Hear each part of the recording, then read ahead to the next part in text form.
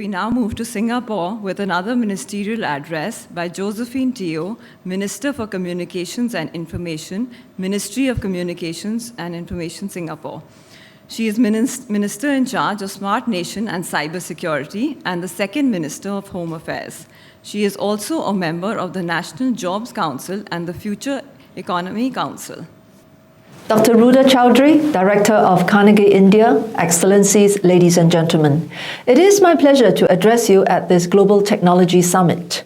Digital technology has transformed our lives, and data is a critical resource that can generate significant value in the digital domain.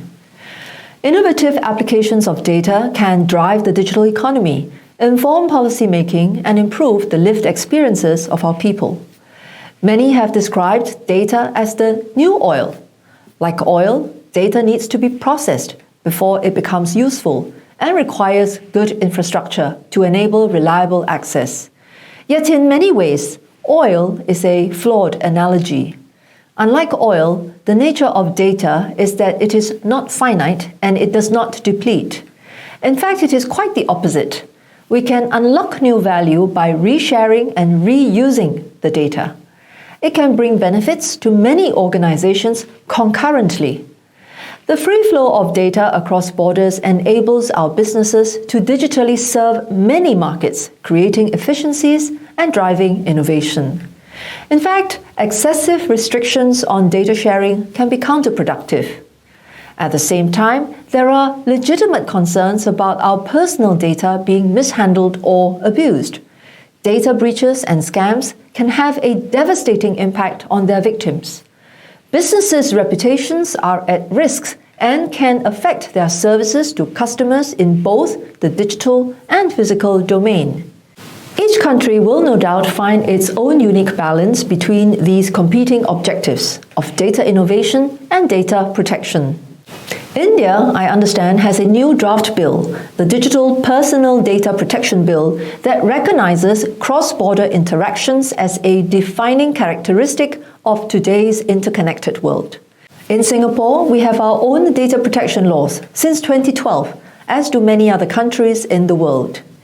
In managing this important resource, we have taken a balanced approach, putting in place a progressive governance regime, one that allows for fair access and circulation of data, enabling cross-border data flows, and has appropriate safeguards to protect people from harm and unfair practices. Today, I want to share with you 3 approaches that Singapore is advancing together with international and industry partners to facilitate trusted data flows across borders.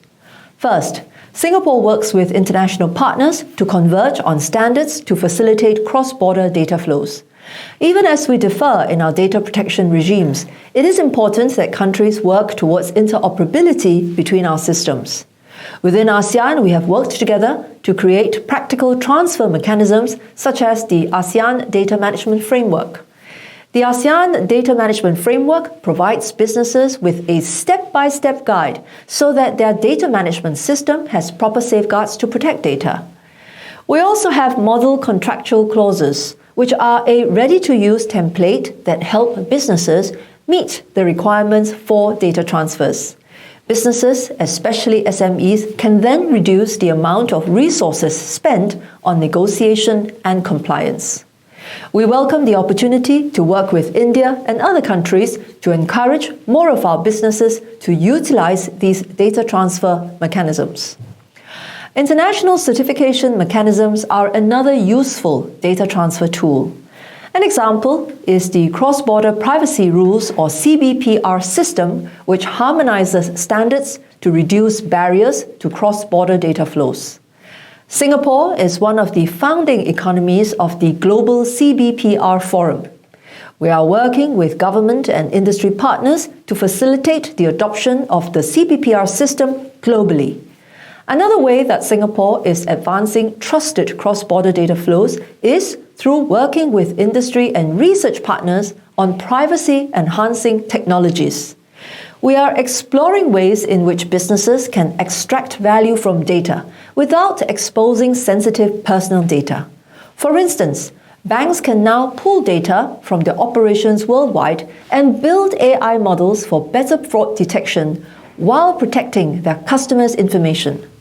We have just launched a privacy-enhancing technology sandbox and hope our experience will contribute to the development of a more trusted and innovative data ecosystem.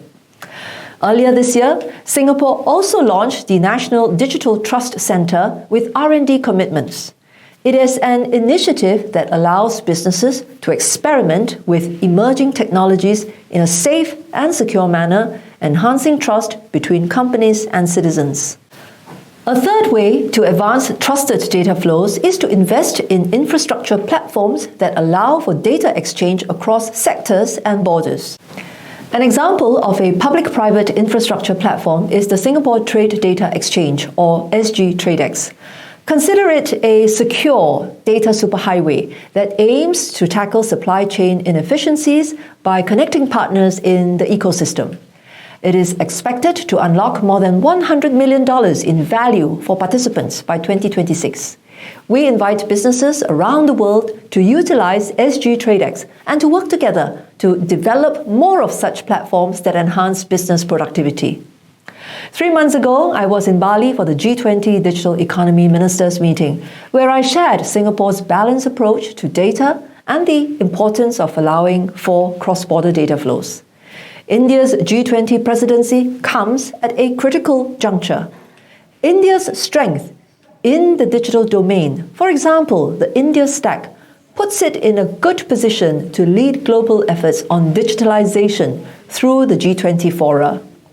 I look forward to working closely with India and the rest of the world in harnessing the immense potential of data and the digital economy. Thank you.